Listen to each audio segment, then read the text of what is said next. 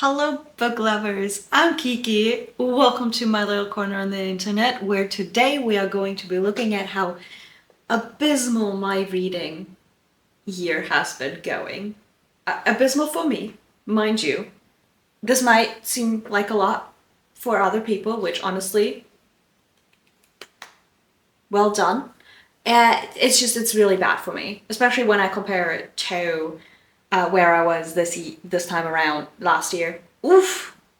Oh, and it's especially bad because of my like reading goals, right? That's the biggest problem, honestly.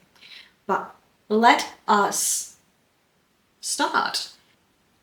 This is going to be real quick, okay? Like it's just gonna be me really quickly being like, okay, so January through June, I read 57 books, which again, it's it's not like I haven't been reading. That's a sizable amount of books, I'm gonna be honest. It's just for me, it seems like very little. I think one of the problems is that I've been DNFing a lot. So if we look at my reading goals, right? Let me actually blend this in. I'm gonna take a screenshot. So I love editing. No. So my goal is 200 books this year. I have, because we're in July, I've now read 59 books. 57 of those in the first 6 months. Welcome to my half year wrap up. It means that I'm currently 46 books behind schedule. And that is what I mean with, for me, it's currently really bad. I'm doing abysmally because I am 46 books behind schedule. Right now, I'm supposed to have read over 100 books. We see the problem, right? We're not going to talk about my pages goal because I don't know what I was thinking. That is most definitely not happening. I'm doing fantastically on my listening goals though, so if you're still sleeping on the audiobook game, wake up. It's amazing. Love me a good audiobook. So one of my big goals this year was to get my TBR to 0, and I started out with, I still don't know if it's 171 or 173 because sometimes I say 173, sometimes I say 171, and I was too lazy to recount. So I'm going to go with 171. That's what I started with on my physical TBR this year. Apparently I have read 26% of that, so 45 books, or gotten 45 books off. I think it's 46. Or have I added the new books already? Because then it's 45. I did challenges for myself on the story graph so I could track it. Because otherwise I'd be forgetting half the things I need to read and forget to track them.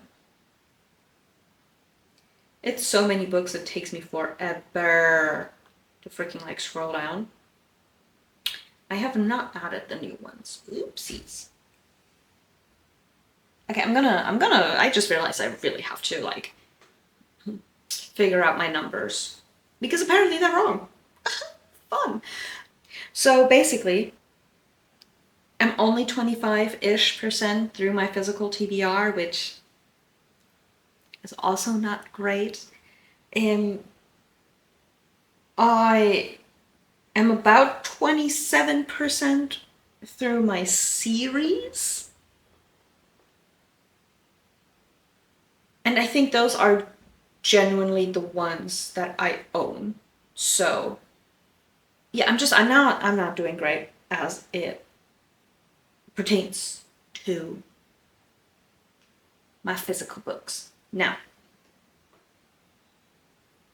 in terms of when I've been reading, I've very much had a dip from the beginning of the year. Once again, I'm gonna just put it here real quick. But I started off really nicely with having read around 16 books in January. Then in February, I read 11, in March 14, April 6, May 4, June 6. We'll see how July goes. I've read 2 so far in July. I DNF'd one. So my DNFing game is strong this year. I'm gonna be honest. So of the 45-ish books that I've gotten off my physical TBR, 13 of those I've gotten off my physical TBR by DNFing. So I'm proud of that. I'm gonna continue doing that. But let me just quickly show what I've DNF'd so far this year, because I can add it. So I've got Moby Dick. I ended up DNFing the Final Gambit, which is hilarious because All In, Bad Blood, and The Hawthorne Legacy were three of like my favorite books so far this year. And then I DNF'd the Final Gambit, and that made me really sad. I DNF'd My Killer Vacation. I just couldn't do it. I don't know. A Little Something Different, random audiobook I picked up. I just couldn't do the way it was like written or told. Children of Virtue and Vengeance. This is a soft DNF, mind you. I couldn't do it, and I knew that I would have to probably reread the first book, and then I was just like, I cannot do it at the moment. I do want to try it again, not anytime soon. The Lace Reader. Amerikanisches Idyll is American Pastoral, I think it's what it's called in English, by Philip Roth. I knew that was going to be a DNF. A German book, Great Expectations, Daughter of Redwinter. I could not have cared less about anything happening in that book. Of Feathers and Thorns, I don't even remember why I DNF'd this. I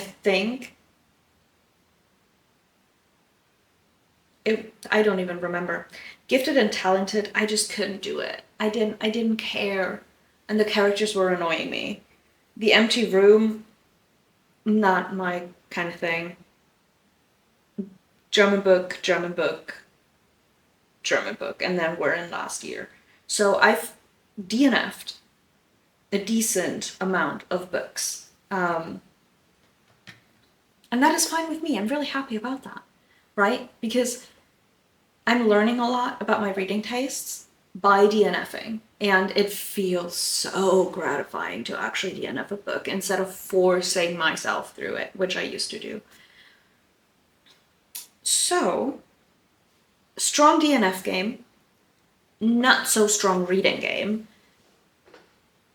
Strong DNF game probably has an effect on the fact that I don't have a strong reading game, because I'd have 13 books more on my read list if I hadn't DNF'd them, if that makes sense. Well, actually more, but I also had several DNFs sort of what felt like pretty much a row, which is then just like discouraging. So, my plans for the rest of the year. I am going to try my absolute best to reach that 200 book end goal for the year.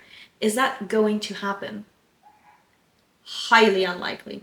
Lest due to whoever of my neighbors just sneezed and would have woken up the whole neighborhood. If it wasn't already like 12. Oh, it's 10:30. Wow, my sense of time. I'm going to try my best, especially using like KU, short stories, etc. Because there's a lot there that I want to read.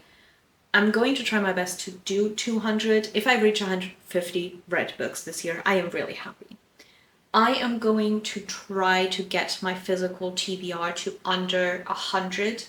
That is really, really the goal, because I don't think I'll be able to read all of them. Even if I DNF a lot, there are a few books on my physical TBR that I kind of know I am not going to be reading soon because I'm no longer really in the mood for it. I have one book where on my first read through of the first book, I absolutely loved it. And then it took a really long time for the second book to come out. I remember there was like things in the background going on as to why it wasn't coming out sooner. And I am so sad because I know I'm no longer as in love with the first book as I was when I first read it and desperately wanted the second book in my hands. And now I have the second book. I mean, I've had it for a year or so, maybe 2, and I no longer really feel the need to pick it up. So that's one of those books where I'm like, I really want to read it because I want to give it a chance. But I don't know if I have the energy to do that this year. And then there's quite a few books where I've realized, oh my god, I need to read 3 whole series before, like reread 3 whole series before I can actually pick that up. Yeah. If I do not finish Sarah J. Maas, the ones that I own this year, I don't even know what I'm doing. Honestly, at this point, I don't know. But that's kind of like what I am going to be doing for the rest of the year. I'm going to try to read as much as possible. I have a month and a half-ish where I will be able to read a bit more, which is going to be really nice. But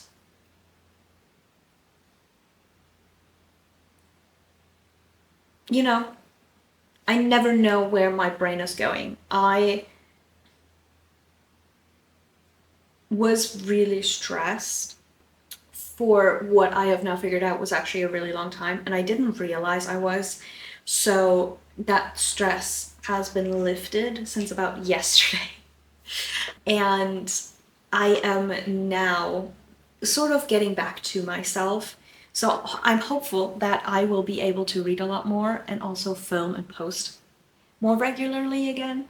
I'm not going to promise anything because I still know myself, but I was on a call yesterday with a friend who is an aspiring writer. I love her, she's amazing. I cannot wait for her to start publishing some of her writing one way or another. And we ended up doing writing sprints yesterday, and it was such a fun thing to do because I could just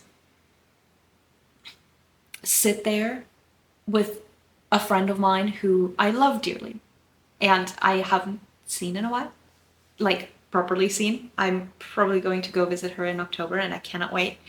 But it was also like, because we both like what we call productive procrastination a lot, and then sometimes we just cannot concentrate. So doing the body doubling thing and just sitting down on a freaking like video call and just like sitting down, putting a timer on for 25 minutes to actually write, we both got so much done, like more done than we had in like a while for that particular like story.